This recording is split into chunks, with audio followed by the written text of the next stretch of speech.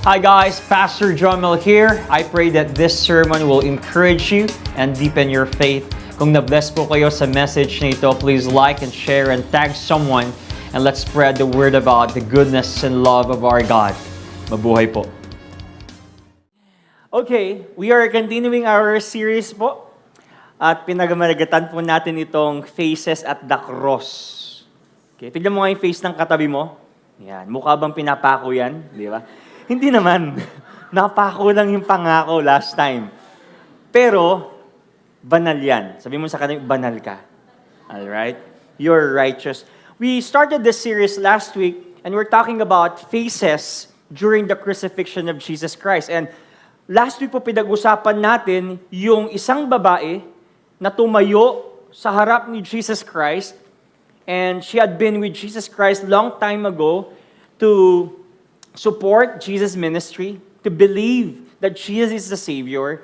And also, we talked about yung isang disciple whom Jesus loved, who returned despite ng kanyang pag-iwan, pagtalikod, and that is John the Beloved. At ngayon po, we're talking about Faces at the Cross, and we're talking about the crucifixion, because starting today, actually nagsimula na po ngayon, we're celebrating Passion Week.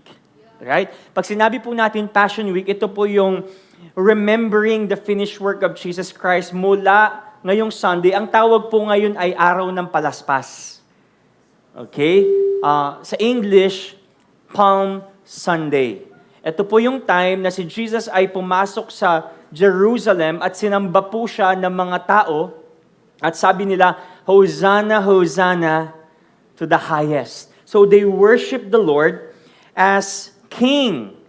And bukas po, magsisimula na rin yung pong tinatawag nating Monday. Okay? Ito yung time na si Jesus, He cleansed the temple. Naalala niyo ba ito? Yung nagalit si Jesus kasi doon sa temple, ginawang tindahan or parang arcade at ginawang subastahan.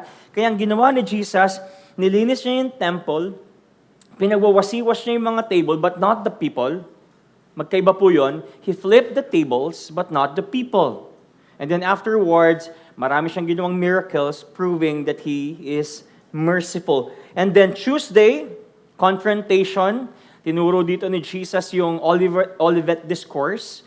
He talked about the second coming. Sino dito gustong dumating na si Lord? Okay, ayaw nyo. May iwan kayo dito kapag nag-rapture. Okay, ayaw nyo pag dumating si Lord. Ako, sana dumating na si Lord, no? Para hindi ko na maabutan yung kamatayan. Sino dito gusto pang maabutan ng kamatayan? Ayaw nyo na. Ayaw nyo. Sino dito gusto pupuntang heaven? Later. Ayaw nyo, di ba? So, bakit ganyan kayo? Alright? Huwag naman kasi later, di ba? Darating na nga si Lord. Okay, and then of course, ito Wednesday, BDJ natin. Wednesday pala, silent si Jesus. Silent, walang nakalagay na description sa Bible. Pero some theologians and some scholars say na nung Wednesday, ito yung pinaplot yung pagbenta kay Jesus ni Judas. Tignan mo yung katabi mo. Hindi yan si Judas. Alright? Mabait yan. And then Thursday, puro ko tignan yung katabi, no? Okay, Thursday, ito yung Last Supper. Inugasan ng Panginoon yung mga paan ng mga disciples niya. And then they prayed sa Garden of Gethsemane and then dinakip siya. And then Friday, ano nangyari ng Friday? Trials before Pilate. So nilitis ang Panginoon, pinili si Barabbas para palayain. Naalala ko tuloy yung acting ni Matt, no? Diba, nandito siya nun. Nakaw! Sabi niya, galing ni Matt na sa EGR natin. So si Barabbas yung pinili nilang palayain. And then Jesus walked sa Via Dolorosa. Ibig sabihin ng Via Dolorosa, way of suffering. And then He died on the cross. And then He was buried. Okay? And then Saturday, nasa tomb si Jesus, patay siya. And then Sunday is Resurrection Sunday. Alright? That's the reason po we're celebrating every Sunday, nandito kayo ng Sunday, it's because we're remembering that Jesus is alive. Jesus resurrected after 3 days. He beat death. He showed victory over death. So ngayon po magfo-focus tayo sa Friday. Kasi nga pinag-uusapan natin, Faces at the Cross.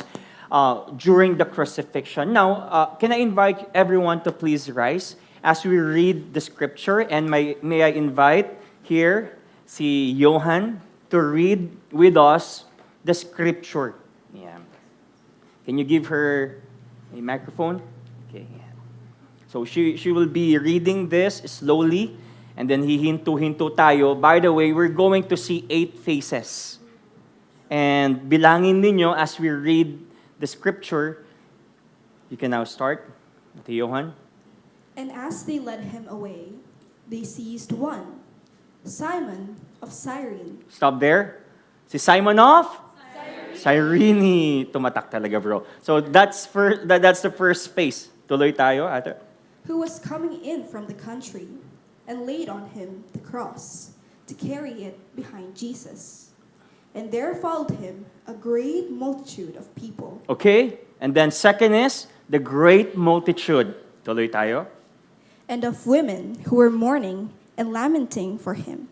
Number 3, the women who whip. Tuloy. But turning to them, Jesus said, Daughters of Jerusalem, do not weep for me, but weep for yourselves and for your children. For behold, the days are coming when they will say, Blessed are the barren, and the wombs that never bore, and the breasts that never nursed. Then they will begin to say to the mountains, Fall on us, and to the hills, Cover us. For if they do these things when the wood is green, what will happen when it is dry? 2 others who were criminals were led away to be put to death with him. And when they came to the place that is called the Skull, there they crucified him, and the criminals, one on his right and one on his left. All right, so we have 2 criminals, number 4, and then number 5. And Jesus said, Father, forgive them, for they not know what they do. And they cast lots to divide his garments. And the people stood by, watching. But the rulers scoffed at him, Number 6. saying, He saved others. Let him save himself. If he is the Christ of God, his chosen one.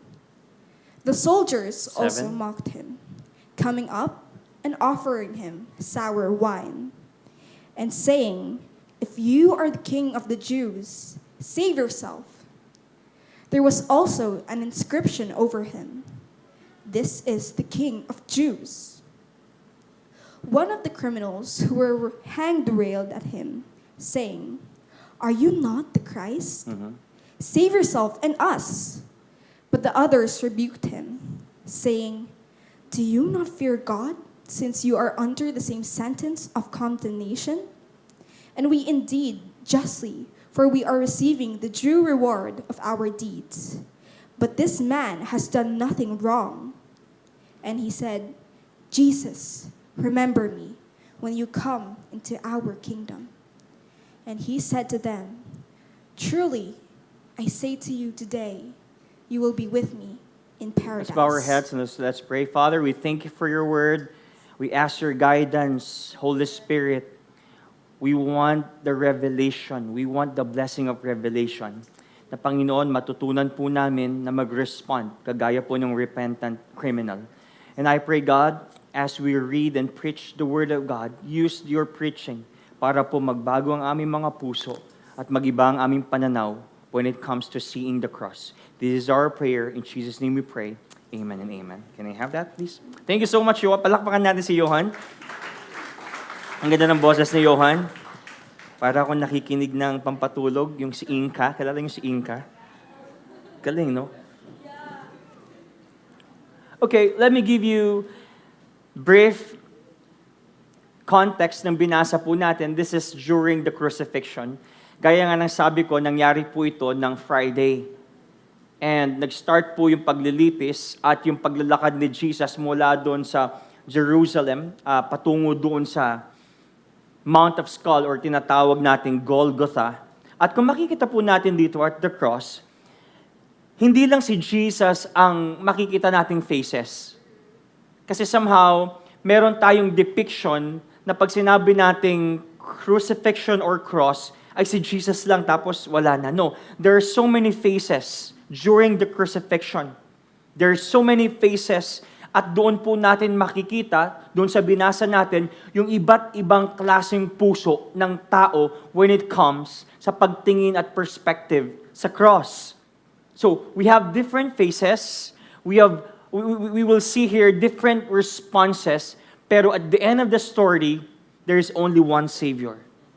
There's only one Savior who forgives.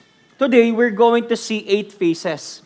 Pero, titignan lang po natin, montage lang doon sa 6 na mga mukha, and then we're going to focus on 3 faces. Are you ready?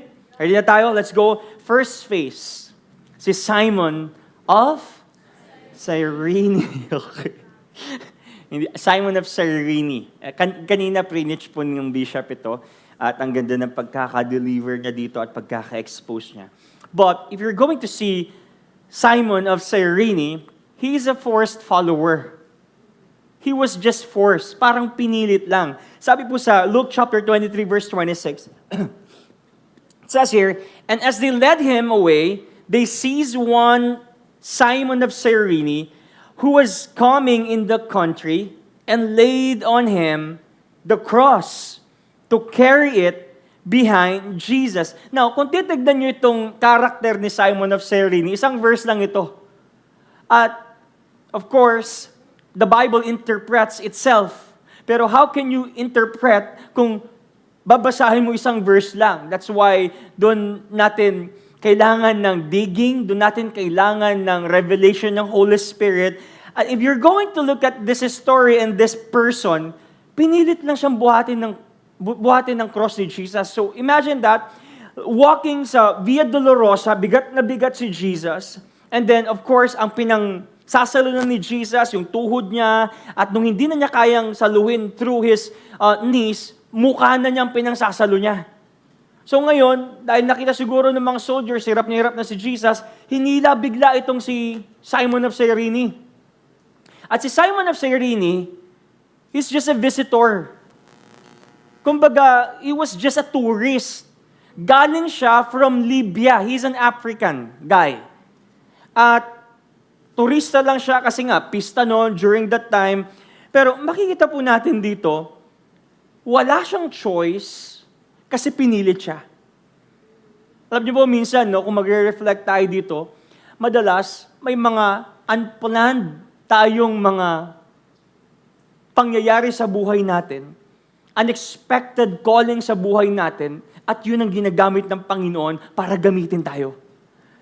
Hindi siya volunteer, sabi nga ni Bishop kanina, hindi rin po siya disciple, hindi rin siya part ng inner circle ni Jesus, pero sa kanya pinadala yung pinaka-importanteng moment ng history. Now, kung titignan natin, teka, bakit si Simon of Cyrene ang inalaw ni Lord na magbuhat nitong cross na to? I believe everything happens for a reason. During this time, si Simon Peter, wala na. He denied Jesus. He was maybe afraid, maybe naging unfaithful siya. Mayroon makikita natin dito. Sometimes, yung pagiging unfaithful natin, si Lord gumagamit ng ibang tao para gawin yung pinagagawa. Instead of Simon Peter magbubuhat, di ko alam, maybe, possible yon. Maybe si Simon Peter ang magbubuhat para tulungan si Jesus, pero ibang Simon ang ginamit ng Panginoon to prove, to carry the cross. This means, kung makikita po natin dito, that the first person to follow Jesus, to bear His cross, at unang nakadampi ng dugo ni Kristo, was a black man. Tingnan mo yung katabi mo. Diba? Was a black man. That's why black lives matter. Ganun ba yun? Mali yata yung context dun. But look at this. He was an American. African. Galing sa Libya. He was the first to follow and carry at makadampi ng dugo ni Jesus Christ. And kung titignan po natin to spiritually, no, this is a spiritual posture of discipleship God calls all believers to have. Anong sabi sa Luke 9:23? And He said to all, if anyone would come after me, let him deny himself and take up his cross daily and follow me. Alam niyo po, kung titignan natin ito, minsan sa buhay natin, ayaw natin ng mga interruptions, no? Huwag mo akong istorbuhin. Pero ang tanong ko dito, meron ba ditong naging successful nang nakahiga lang sa bahay nila? Wala. Most of people na nagiging successful, yung laging nag-i-interrupt. What does this mean? Sometimes, God can interrupt your life before He transforms your heart. Alam niyo po, yung mga interruptions ni Lord sa buhay natin, yun ang nagiging blessing sa buhay natin. Minsan, a-allow ni Lord yung mga delays. Na-delay ka sa pag-aaral mo. Maybe God is redirecting you. Na-delay ka sa pagpapakasal. Maybe God is redirecting you, hindi pala siya. Hindi pala taga-patalan pala, baka madulas ako. Okay? Minsan, alam niyo ang discipleship, minsan, pilitan eh. Hindi ko sinasabing pilitan ng Kristyanismo, no? God is calling us. But sometimes God uses people to drag us. Do you still remember, Doc Joshua, nung pandemic? Ikaw ang leader ng Teens Fam. Teens Fam, bunga ng Teens Fam, magingay? Teens Fam. Tapos gusto mo na akong kausapin nun, di ba? Sabi mo, sa sarili mo, ayoko na. Ang hirap pala maging leader. And then, you talk to me, Pastor Jomel, ayoko na maging Teens Fam, nahihirapan na ako. Tamang-tama! Ilalagay kita sa YA Fam. And look at now, ang daming na-raise ng mga YA. Bless na bless ang YA, Doc. Ngayon, leader na si Doc Sheila, leader na si Kuya Wendell, nandito yung YA Fam. Pag sinabing YA Fam, Doc Josh. Tindi ngayon, magpapastor na si Doc Josh. Because someone made him Philip, di ba? Ayaw mo naman talaga, ayaw mo na nga sa teens eh. Pero, tamang-tama YA ka.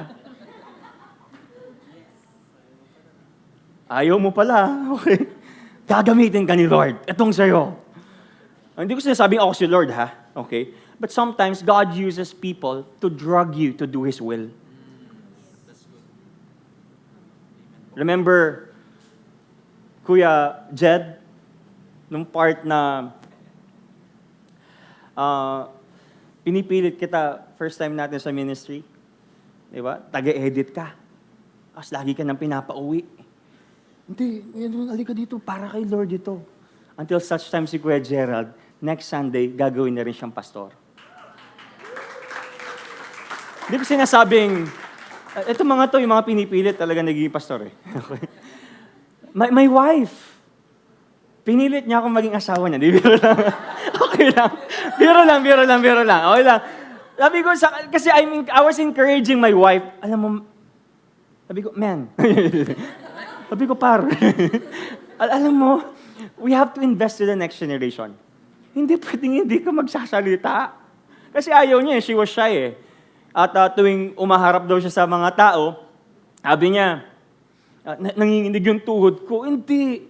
Pinilit ko siya. Try mo lang. And then, last time, tinatanong na niya, kailan mo ako pagpipreaching? Hindi naman ako ngayon kumikibo. So, makita niyo yon. At ngayon, God gave her something. Hindi ko muna sasabihin, baka ma-jinx. Syncretism, no? Pero siya na mag-o-open nun. But God is giving her something para gawin for the next generation. You know, sometimes, yung mga delays and mga crises, yung mga pains, God allows those to redirect us. And sometimes God is interrupting you to do His will. At alam niyo po, interesting dito, later on, makikita natin yung pamilya niya, Kuya Jed. In this one verse, nagpatuloy, some scholars say, nagpatuloy sa Acts Church. Alam niyo po, may mga pagkakataon na napipilitan tayong lumapit kay Lord or gawin yung will niya. But God will use those moments to fulfill His will. That's phase number 1. Phase number 2, the great crowd. Alam niyo po, isa sa mga temptations natin bilang mga leaders, especially tayo mga pastors or mga sino man, no? Ang lagi po natin dinidesire is yung pag nagpapa-event tayo at pag nagpapa-service tayo, dapat maraming tao. Dapat dadagsain tayo. And itong nakakalungkot madalas, crowd excites us. Pag yung prayer meeting, isa lang kayo, dalawa lang kayo, prayer metong. Pero kapag 1,000, 2,000, 5,000, grabe, come on, pastor, show me what you got, come on, let's go. Pero guys, Thursday prayer tayo. 1-2 audience mo. Buksan natin ang Bible natin. Sometimes, our temptation is, sana maraming manood sa atin. The crowd excites us, hindi dun sa gagawin ni Lord. Tama? We're all guilty. But look at this, Luke 23:27, and there followed him a great multitude of the people. I just realized na hindi porket maraming sumusunod ay necessarily they're believing. There are crowds and professing Christians today, but they do not really possess Jesus. Nakakalungkot man pong sabihin, no? Marami pong mga attendees sa church ngayon. They will attend, but they will leave the church unchanged. Pero hindi kayo yon. Sa ibang church yon. Sabi mo sa katabi mo, binago ka na ni Lord. Binago ka ni Lord. But, talking about the crowd, by the way, itong crowd na to, they worship Jesus, ha? Sila yung nag-worship during Palm Sunday at sumigaw na, Hosanna, Hosanna. And during Friday, crucifixion, nung nililitis si Jesus Christ, sa harap ni Pilato, sila rin yung sumisigaw ng ipako sa krus si Jesus. They don't have a stand. Wala po silang paninindigan. And I realized that you can follow the crowd. And we can follow the trend and still miss Christ. We can follow those TikTok dance by Forrest Gump, Forrest Frank, and still miss Christ. Phase number 3, the women who weep. May kilala ba kayong mga religious? May mga kilala po ba kayo na parang sobrang devoted? Na talagang kapag may preaching, kanina, ganda ng worship. Sinong nabe-bless sa worship kanina? Talagang iyak ng iyak. Talagang, Lord, grabe ka. Yung pag-worship, kapag preaching about cross, talagang pag pinanood mo yung Passion of the Christ, talagang umiiyak. Yung very emotional sila. Pero here's the thing. Their heart and their devotion is misplaced and misaligned. Luke 23:27-31, and of women who were mourning and lamenting for Him. Siguro nagmo-mourn naman talaga sila kay Jesus. Sympathetic naman talaga sila. At talaga naawa sila kay Jesus kasi nga pinaghahagupit itong mga babaeng ito eh. But do you know that you can be sympathetic without knowing the truth? Pwede kang kilabutan dito, ang ganda ng worship! Grabe! Pero paano ka binago ni Lord? Grabe yung preaching! Anong natutunan mo? Hindi, lakas nung nung sigaw ng pastor. Kaya tuwing lumalakas yung boses niya, napapa-amen ako. At anong natutunan mo sa preaching? Ang nakakatawa, ang joker kasi yung pastor eh. But, you can be sympathetic without knowing the truth. These women, they weep. Pero sa kalagitnaan ng suffering ni Jesus, imagine niyo habang binubuhat niya yung cross, may mga umiiyak na babae, ni-rebuke niya yung mga babae. Sabi niya, ba't ba't kayo umiiyak? Ba't kayo naaawa? Alam niyo sa totoo lang, sabi ni Jesus, sa totoo lang guys, sa totoo lang, ang dapat na kaawaan ninyo yung sarili ninyo. Ang dapat na kaawaan ninyo at iyakan ninyo ay yung mga anak ninyo. Bakit? Because in the time of judgment, your heirs, yung mga anak ninyo, mga kapu-apuhan ninyo, they will reject the Messiah and they will be judged. Kaya, in this story, sabi ni Jesus, blessed are those who are barren. Blessed who are those mga walang anak at mga baog. Bakit? Hindi nila makikita yung mga anak nilang mapapahirapan na magsasuffer kapag i-judge na. That's why, there are people in church who are so emotional, who are so religious, who are so sympathetic, but don't know the truth.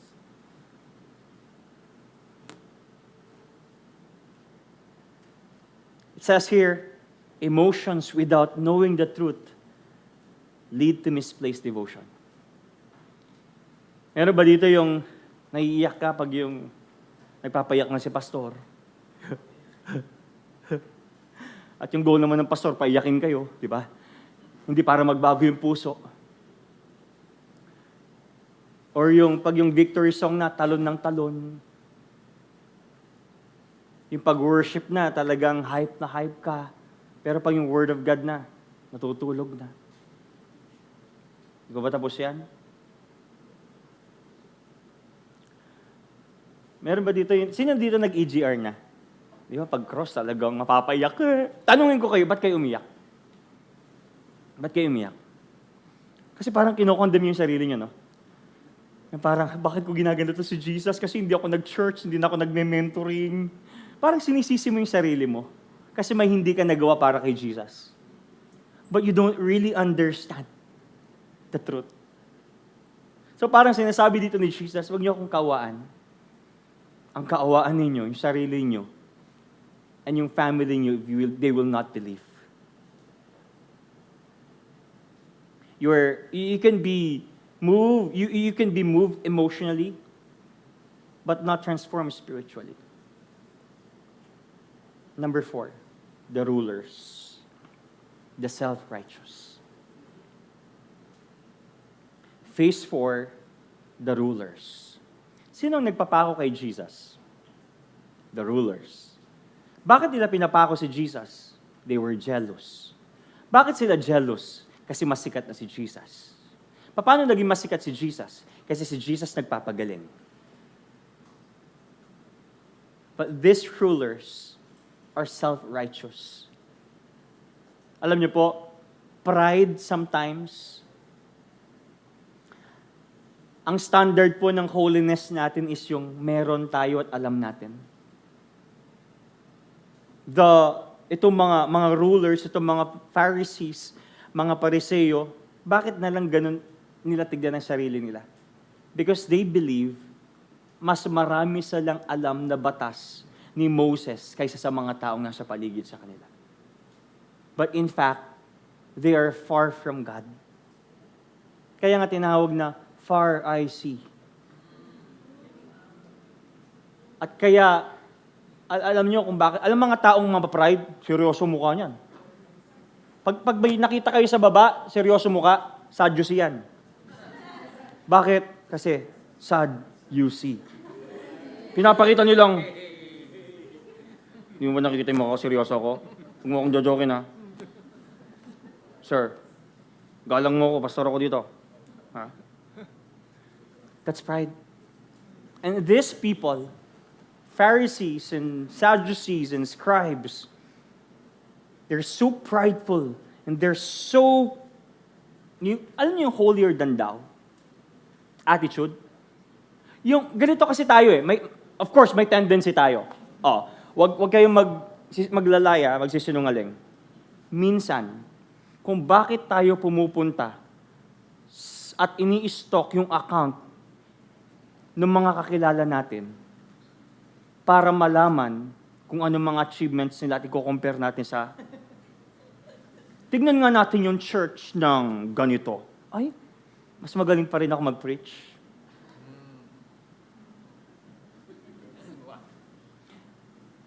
Merong parang nai-insecure ka na para malapit na ma-promote na manager. Titignan mo ngayon yung IG niya. Ay, mali yung grammar ng caption niya. Mas magaling, hindi marunong mag-chat GPT. Mas magaling pa rin. That's holier than thou. Ilan bang alam mong verses? Ilan bang alam mong version ng Bible? Sorry, ako marami. NIV, ESV, KJV. Parang di yata magandang i-joke yan. Ano na tayo ngayon? Sensitive na tayo. But that's holier than thou attitude. Sometimes we check other people not to care, but to compare. That is holier than thou attitude. We did that. Tingnan nga natin yan. Ay, hindi pa rin nag-i-improve yung church sila. Unlike us, naka-ano kami? Naka-magic. Anong tawag yan? Black magic sing. Di ba? Black magic camera kami. Look at this. Luke 23:35. The rulers scoffed at him, saying, He saved others, let him save himself. If he is the Christ of God, His chosen one. Sabi po dito, He saved others. Sabi nila, kung talagang Diyos siya, bakit hindi niya ligtas yung sarili niya? And this is the great irony. If Jesus saved Himself, He could not save us. Kung ililigtas ni Jesus yung sarili niya, hindi niya tayo maliligtas. Look at that. Irony siya kasi akala nila dapat iligtas ni Jesus yung sarili niya para ma-prove niya talaga na siya yung Savior. But the irony is this, I will not save myself so that I can save you. Look at the humility. Tinaya ni Jesus yung kanyang reputation bilang God just to save mankind. Not to prove Himself. Na I'm the Savior, malakas ako, Superman ako, papakita ko sa inyo. No. He humbled Himself. Phase number 5. Nandiyan pa ba kayo? The soldiers. Alam niyo po, nakakalungkot ngayon, no? Kasi, we make Jesus so casual. Sa totoo lang. We make Jesus so casual. Si Jesus nagiging meme na. Minsan, di ba, sinishare natin si Jesus yung nakasilip na ganun. Because we make Jesus as a joke. But supposed to be, dapat hindi.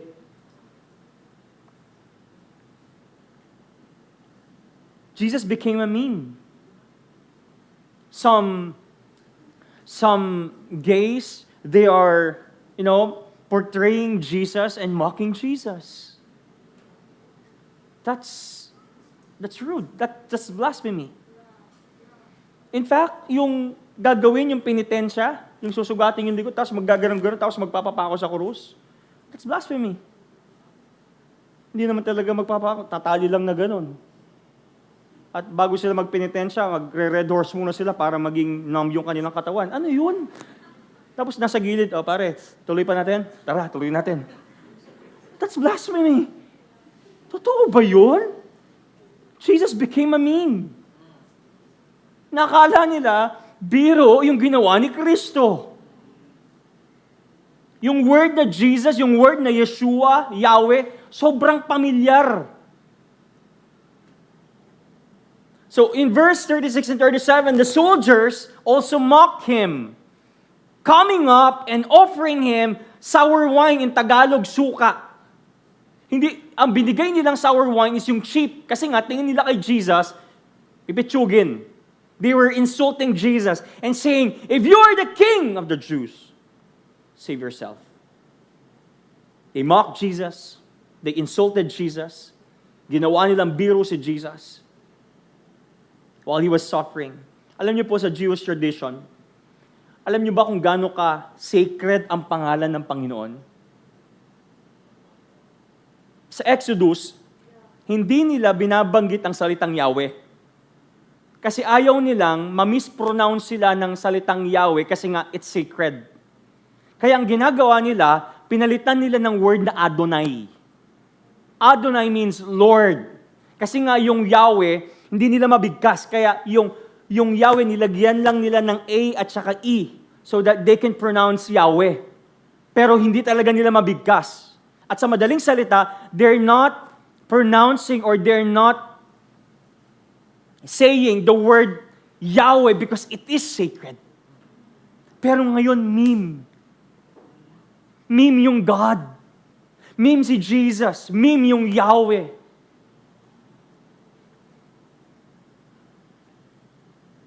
Nakakalungkot po kasi ngayon dahil yung Christianity parang nagiging entertainment. Kailan naging concert ang Christianity? Kailan naging entertainment ng Christianity? Dapat maganda yung mga kanta natin na, guys, pag mga-huddle kayo sa production, guys, kunwari nagpe-pray kayo dito para talagang, it became an entertainment. In verse 34, and they cast lots to divide his garments. Grabe, di ba? Though this was a prophecy in Psalm chapter 22, verse 18. Pero tingnan niyo yun, pinagpustahan pa.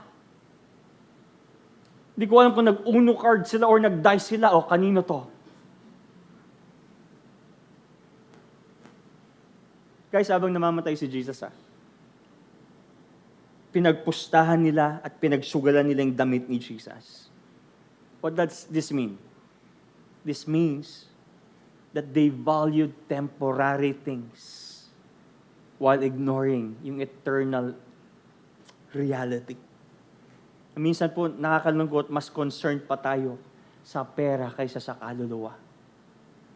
Mas concerned tayo sa buhay at schedule natin at wala tayong pakialam kay Lord. Diyan pa kayo. And at this point, we've seen 6 phases. There are 3 more phases. 6 phases this. The rejecting thief. Sabi nyo nga, the rejecting thief. The rejecting thief. You know what? I realize na hindi po porket malapit tayo kay Jesus, ibig sabihin na iligtas tayo. I just realized na hindi porket nag-church tayo at malapit tayo kay Jesus, or malapit tayo kay Jesus, or parang feeling natin close tayo kay Jesus, is equals to salvation. Sometimes, nakakalungkot po, no? May mga feeling tayo na spiritual tayo. Magkaiba, gaya na nga sabi ko sa inyo, magkaiba po yung feeling mo spiritual ka at biblical ka. May mga times sa atin dito na sinasabi natin, guys, basta ako nag-church ako every Sunday. And I feel so spiritual. I attend during Thursday VIP prayer. I feel so spiritual. May mga times siguro, di ba? Anong kaibahan ng 1 hour na pagbabasa ng Bible versus 15 minutes? Mas matagal yung 1 hour, of course. Pero ang tanong, do you really apply what you've read? Or parang sinasabi, may mga times siguro ito talagang nagbasa ka ng Bible 2 hours. Talagang 3 chapters a day. Grabe. Grabe yung word mo. Tapos yung sobrang overwhelmed ka, sobrang motivated ka, kinabukasan, hindi ka na nagbasa ng Bible. Bakit? Kasi nangapital ka na Nagbasa na ako ng 3 chapters, okay na to for 1 week. Sometimes we feel so spiritual, but we're not biblical. Luke 23:39. Tignan niyo po to. One of the criminals who were hanged railed at him saying, "Are you not the Christ?" Hindi ikaw ba, di ba ikaw yung Kristo na sinasabing Messiah? Why not save yourself and us? Ngayon, I want you to underline that word railed. In other translation, sneered. Sa Greek po, ang ibig sabihin nito is blasphemeo. Ibig sabihin, he insulted Jesus. He slandered Jesus. Sabi niya, if you are the Messiah, why not save yourself? So he was doubting. He was insulting. And I just realized this. Pwede ka pa nang humingi kay Lord, nang iniinsulto, humingi ng request kay Lord, nang iniinsulto ang Panginoon. We can pray to God. One prayer away to God, but still insulting God. Pwede ba yun? Mag-pray ka kay Lord, but your heart is not surrendered. I want to ask you this question. How is our heart condition? We want rescue, pero walang repentance. We want rescue, pero walang belief. We want benefits, but we're not surrendering our hearts to God. Lord, please, ibigay mo lang ito, ipasa mo lang ako sa words, promise, magsaserve ako sa iyo. Where were you? Lord, bigyan mo lang ako ng asawa. Bigyan mo lang talaga ako ng work. Promise. Magsaserve ako sa iyo. Binigyan ka ng trabaho. Excited po ako. Grabe po yung work ko dito. Talagang na-promote ako. Na-promote ka na. Unti-unti ka nang nawala sa pagsaserve. Dahan-dahan yan eh. Nawala sa pagsaserve. Mawala na rin sa Sunday. Tapos, tithes mo na lang ang dumadating at umattend. At pati yung tithes mo wala na rin. And then, you forgot the Lord. How's our heart? Because you can be near the cross and still not see and even mock the King. We can be one prayer away from Jesus and still be far from His presence. Lord, tulungan mo ko. How many of you here, you ask the Lord, Lord, kasi minsan ang prayer natin ganito, Lord, please bless my finances. Pero walang katuloy eh. Maganda when we pray to God, lagyan natin ng katuloy, Lord, bless my finances. And please, when you bless my finances, guide my finances. It is yours. Lord, when you promote me, when you give me a wife, thank you, Lord, for that blessing. But please, take care and guide our relationship. Minsan kasi ang prayer natin, Lord, please, bless mo ako ng kotse. And then what? After that? Hindi, alam mo naman, hindi, anak, for what? Hindi, alam mo naman, Lord, para, di ba, hybrid yung kinuha ko ngayon, para maganda. For what? Di, alam mo naman, Lord, para makagala kami kasi nasuppress ako at healing my inner child at collegiate ka na ngayon, pero hindi pa rin healed yung puso mo. For what? What's the reason? Lord, gusto ko maging millionaire. For what? Lord, gusto namin ng 1,000 na members. For what? Para ipakita sa buong Paniki at Tarlac na malaking church namin, bro. Malaki, bro.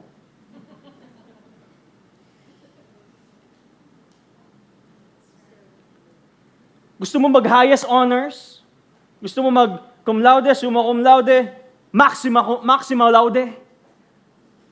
But what's the purpose? To prove yourself. Lord, bless me with money and jowa.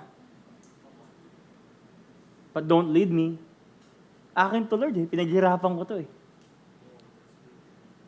Nasaan ka, Lord, nung time na sinisiraan ako ng kapitbahay ko? Wala ka, Lord. Akin to.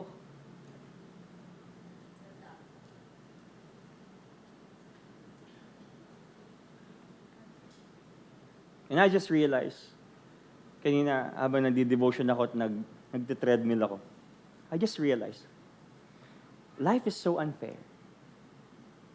Imagine mo, mag-aaral ka ng 16 years, kailan ka mag-aaral? 3 years old? Hanggang 23 ka, aaral ka. And then, pursue ka ng further studies. Sir, wala namang masama pursue ng further studies. Congratulations, doc na siya. Marami nang na-publish yan. Kung gusto niyo ng grammarian, go to him. Commission, okay? Biro lang. I just realized, habang tumatakbo ako, Life is so unfair. You will study for 16 years. Masterals, magdudoktor ka, mamamatay ka lang. What's the sense of life? And then gagawin mo yung will ng Panginoon kapag feeling ko talaga tinatawag ako ngayong 65 na ako. Gusto ko mag-mission. Paano? May Facebook naman, Pastor. Life is not about pursuing achievements. I realized. Kasi yung achievements mo, kahit na ikaw ang pinakamagaling dyan, after a year, after 3 years and 5 years, may taong mas magaling sa'yo ulit.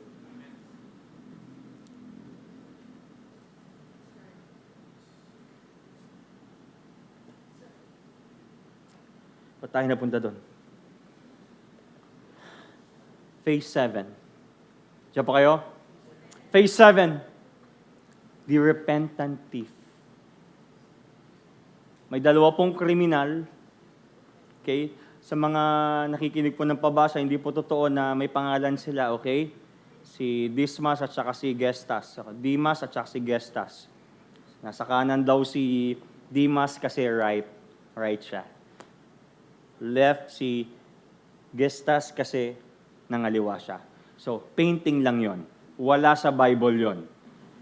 But there are two thieves, robbers in other translation. In verse 40, but the other rebuked him, the other one, the rejecting thief, saying, do you not fear God? Since you are under the same sentence of condemnation. Imagine niyo po yun, no? May dialogue sila. Alagang kung ikaw ang Diyos, ba't di ka bang mala dyan? Jesus, hindi pa lang. Ulitin natin. Dialogue. Kung ikaw ang Diyos, mali ako. Take 2. Kung ikaw ang Diyos, ba't di ka bumaba dyan? Ah! May gano'n, wala sa Bible yan. I'm just imagining. Sabi niya, how dare you talk Jesus like that? Jesus, ligtas mo naman ako. Imagine the scenario. He rebuked the other criminal for blaspheming and insulting Jesus. He criticized the criticizer. Kapag ba hater ka ng hater ka na rin? For the Lord, maybe, pwede.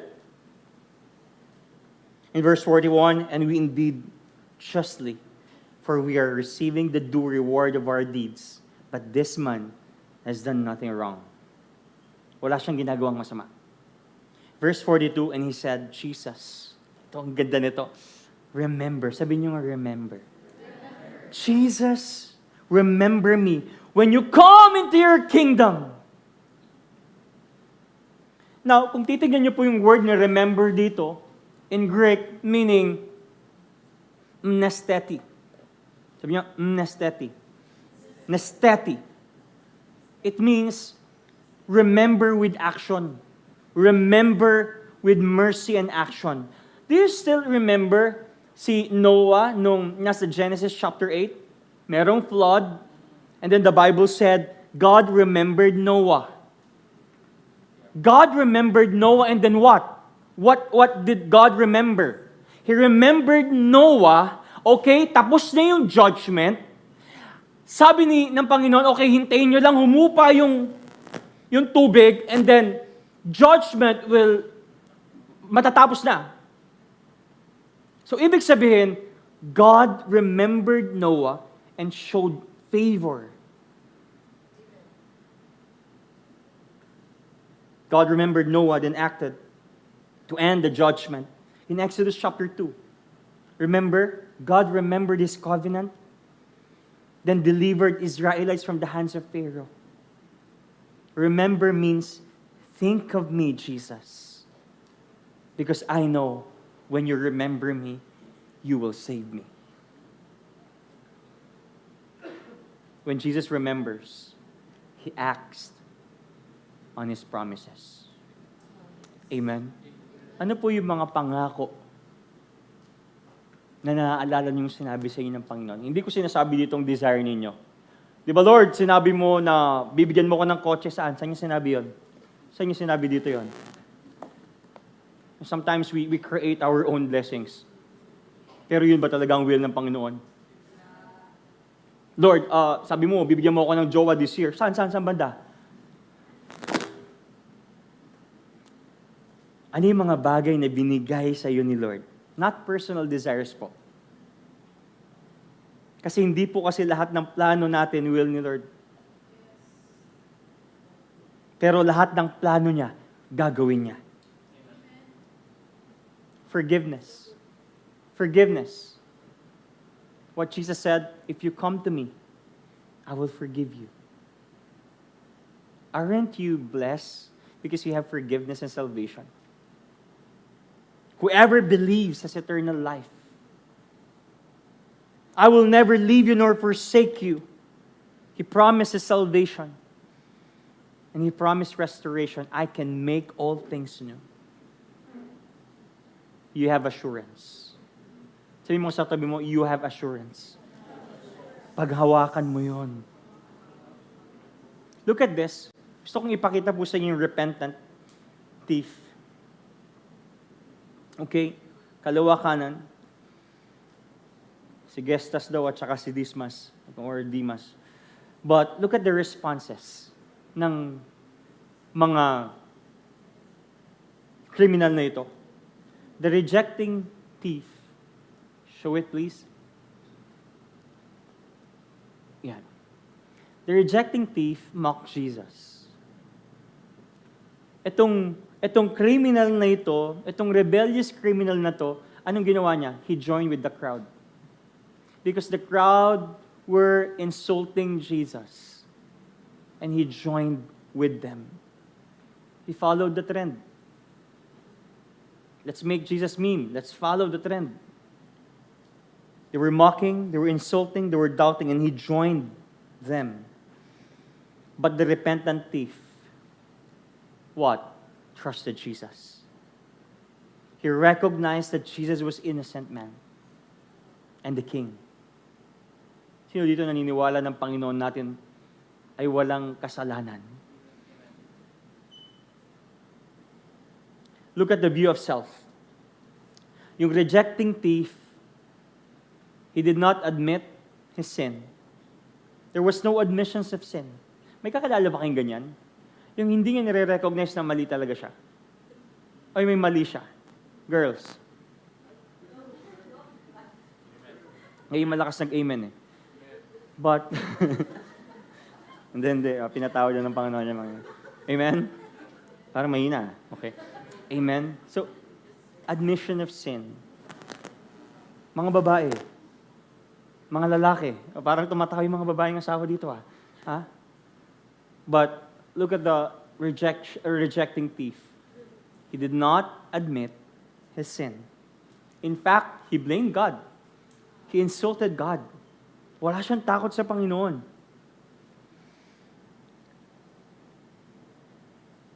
But look at the repentant thief. He said, we deserve this. That's humility. That's true repentance. Sino po naniniwala dito na deserve niya mapunta sa hell? We deserve hell. But because of finished work of Jesus Christ, He saved us from the pit of damnation. Look at the view of Jesus. Rejecting thief, doubt, are you the Christ? Ikaw ba talaga yung Diyos?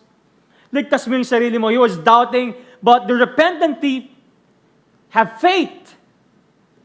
Remember me to your kingdom. Look at the request. Rejecting thief, save us now, Lord. May mga prayer ba tayong ganyan na parang, Lord, save us now. Temporary.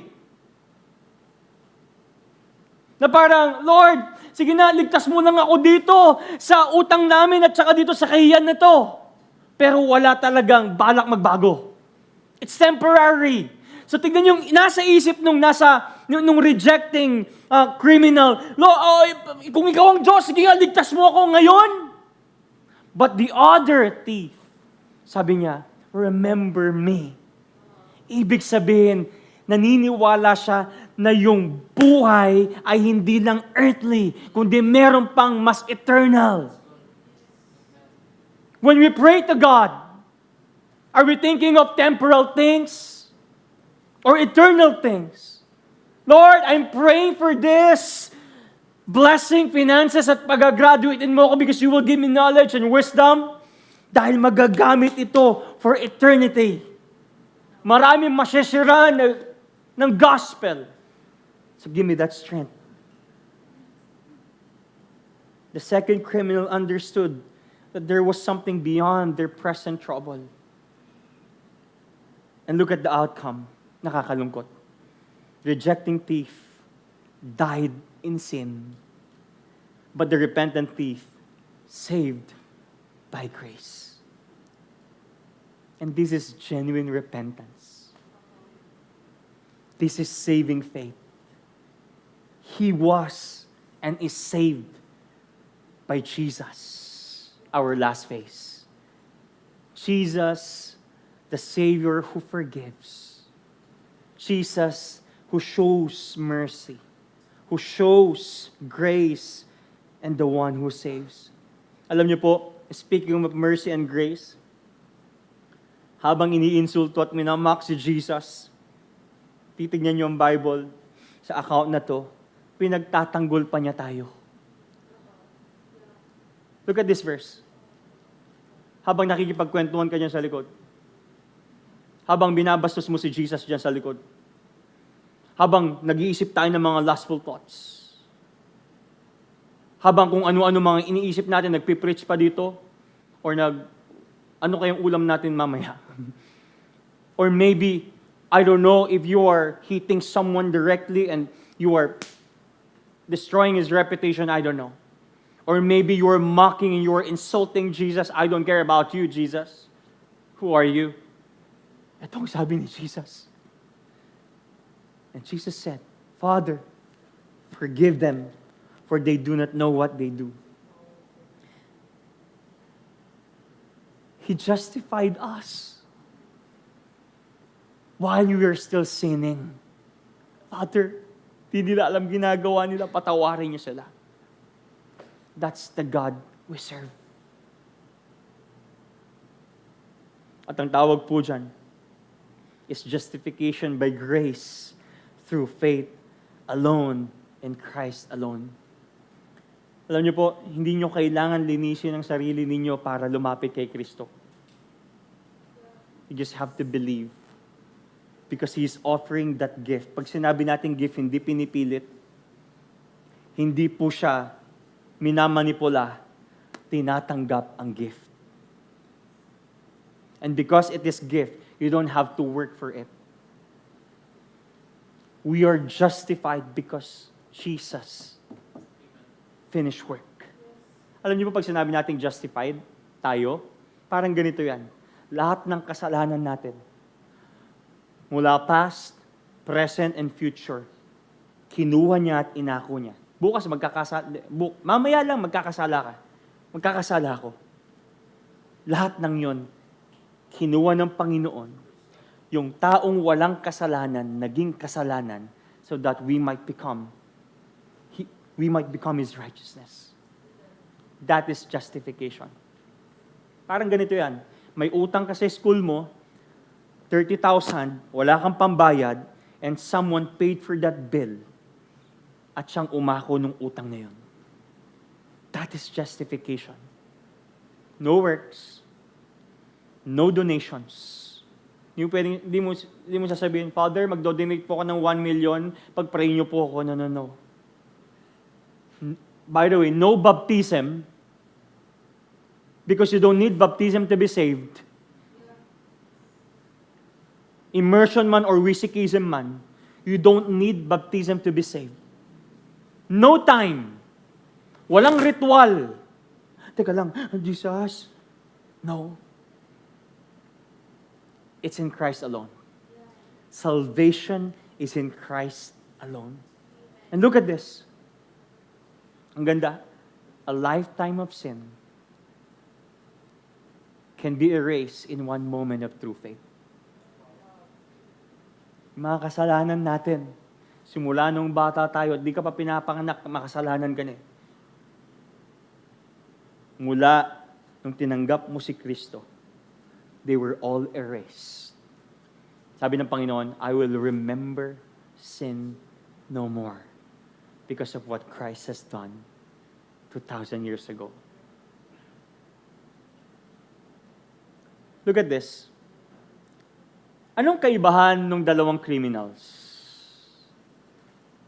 What's the difference of these two criminals?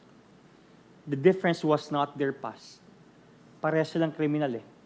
Lahat tayo may past. May past ako, mas malagim siguro sa inyo. May past dito na hindi pa namin alam, na mas malagim siguro. Lahat tayo may past. Lahat tayo may mga tinatagong filthy secrets. Dirty secrets. Because what we post on IG is all curated. Pili. Alam nga naman, i-post mo yung baho mo. But we all have those filthy secrets. And the difference was not their past because everyone has past. The difference was their response to Jesus. Lahat po tayo may past. Pero ang tanong, ano ang response natin with those past? Lord, makasalanan po ako. I repent. I trust you. Verse 43, and he said to him, truly. Sabi niyo nga, truly. Truly. Truly I say to you today, you will be with me in paradise. Sa Greek po, ang ibig sabihin ng truly, dito nakuha yung amen. Sabi niyo nga, amen. Amen. Amen. Truly, amen. Amen means, pag nag-amen kayo, ewan ko, madalas din na kayo nag-amen, no? Amen? Ayan, mag-amen kayo. Alam niyo yung ibig sabihin ng amen? Amen means divine certainty. Ibig sabihin, sigurado na galing sa Panginoon. God forgives you. Okay, isa lang ang pinatawad dito. God saved you. God blessed you. It means divine certainty. At ang maganda po dito, tignan niyo, yung divine certainty, hindi next week, hindi next month, hindi next years. It says here, today. In Greek, meaning semeron. Semeron means immediate salvation. When you accepted Jesus Christ, immediately, you were justified and forgiven. That's why, kung tatanggapin mo si Kristo, huwag mo na ipagpabukas. It's now. And it says here, paradise. In Greek, paradisos. Of course, mga theologians, sinasabi nila, wala pa naman tao sa heaven. But I don't know kung saan talaga itong paradise na to. But paradise means the presence of God. Hindi ko alam kung saan ang paradise. Di pa naman ako galing doon at ayaw ko pa pumunta doon. Okay? But what I know, paradise means it's the presence of God. Sino po dito ang gustong makasama ang Panginoon forever? Alam niyo pong kaibahan ng hell at saka ng heaven is that when you are in heaven, you are enjoying the presence of God. Kaya nga yung Eden, do you still remember Eden? Eden means the presence of God. Kasama nilang Panginoon. Pero nagkasala, nagkaroon ng hiwalay. Na-break yun. Pero sa hell, sa hell ba nandun si Lord? O hindi? Ha? Sino nagsasabing yes? Okay. Nandun si Lord. Nandun yung presensya niya. Pero, wrapped. At pinarurusahan ka. But when you are in heaven, kasama yung presensya ng Panginoon, nandun ang Panginoon natin, presensya ng Panginoon. And you are enjoying, worshiping, holy, holy, to the highest. Only buffet, Annie Samji. Kakain pa ba tayo doon? Malamang kakain tayo doon. Hindi para mabusog. Tumang-tawa si Doc Josh. Hindi para mabusog, but for pleasure. There are many nations. Kilala mo pa ba yung asawa mo doon? Yes, makikilala mo pa lang. Makikilala mo pa. Praise God. Pero sister na lang. Uy, sister! Dito ka rin, ha? Buti. Joke lang. Tumawa yung mga mag-asawa. Who wants to be in heaven? Who wants to be in paradise with Jesus? Palakpakan natin nga ang Panginoon.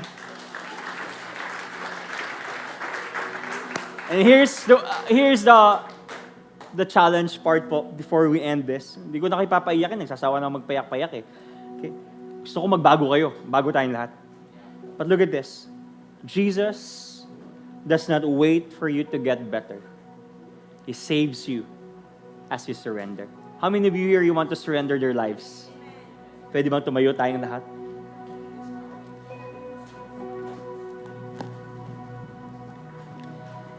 As we end, at bago po tayo kumanta ng song, this is my challenge to everybody, to everyone na nandito po ngayon. Hindi po natin kailangan patagalin ng paglapit kay Jesus. We can come to His presence right now.